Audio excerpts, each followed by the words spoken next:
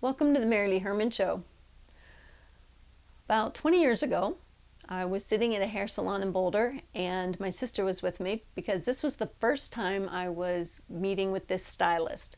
And my sister is great she's an interior designer, and she's, good at style. And so she can go into a room, a house, and she can, just all these great visions.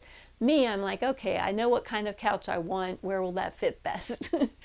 And so hair is kind of the same thing. When it comes to that, she can look at, makes great suggestions and ideas.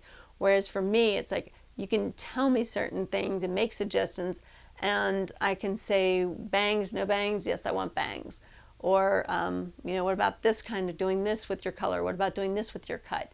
And I can, the yay or nay, or I can then instigate further. So my sister was there with me this day, at least for the first meeting with the stylist, to make her suggestions and have a conversation with him. And I just kind of sat there like the kid in the barber chair, okay. And my sister knows how I like to feel too, and she knows my lifestyle, so she could contribute those factors, like how much am I going to be willing to style? Well, it was all great until at one point my sister's talking about cut and this and that, and then all of a sudden she goes in my head, she goes, and cover up the grays. What? I did not know I had gray hair.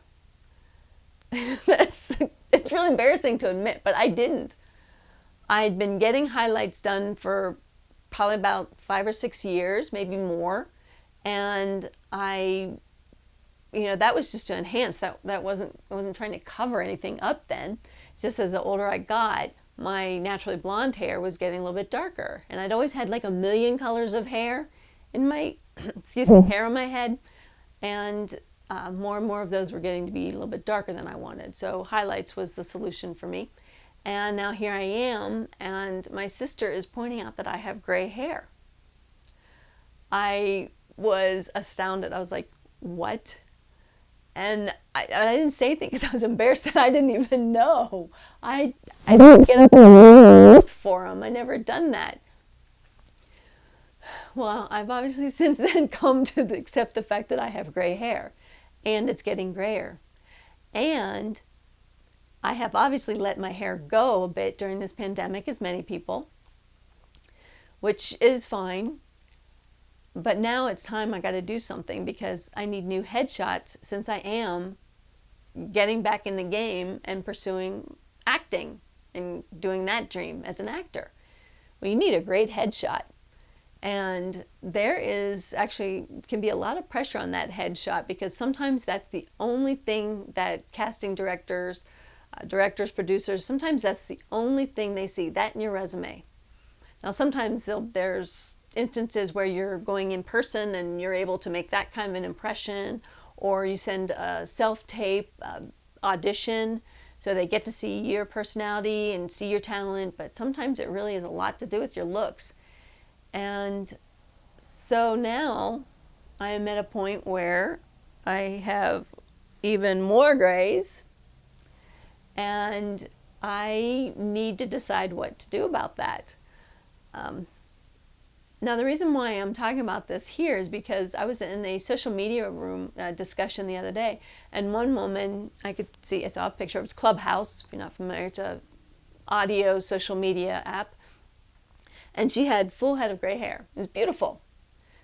And this other woman had spoken up about how she is in sales and that she feels that she has to hide her gray.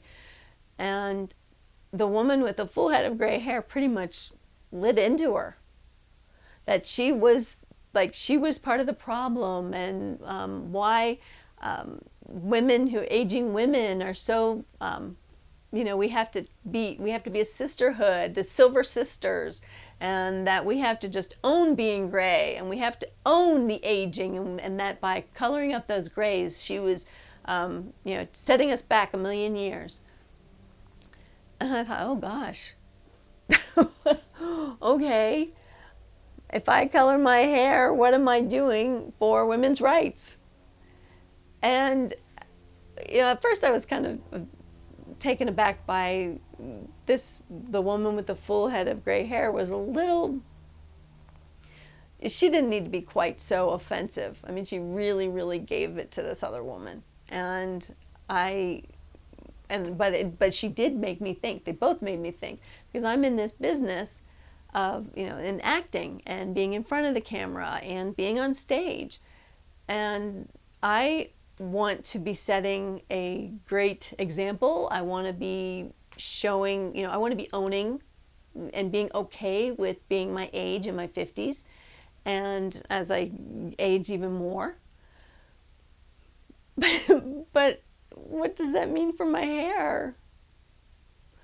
So I'm doing this now. I'm sharing this now because because I'm going to go get my hair done soon. And so I wanted to talk about this before I get it done, because I don't know what I'm going to look like later, what my hair will be like later.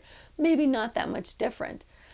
But I'll have that conversation with the stylist and see what they have to say in regards to covering up the silvers. Now, I have blonde hair naturally, so that's one different thing. I think my concern, why I need to get it done and freshened up is more to cover up the dark, not the silver. So, and then another friend told me, I know I'm rambling, but another friend told me that that there's actually a product or process of people who are like me, in between the grays, but where they put in different grays to help it all grow in. So that's an interesting concept too. She's going to send me information about that. I'll share it in case anybody else is interested when I come on with my new hairstyle. All right, well, I don't know what I'm going to do about the grays, but they are there. I want to own them. It's kind of hard at times. They do make me feel a little insecure, but I want to get over that. So we'll see. We'll see what the best thing is for me personally, regardless of this woman who went all gray and now is bashing women who aren't. Well, thank you so much for hanging in there through this episode. And if you want to see how my hair ends up looking, hit the subscribe button. Thanks so much for watching the MaryLee Herrmann Show.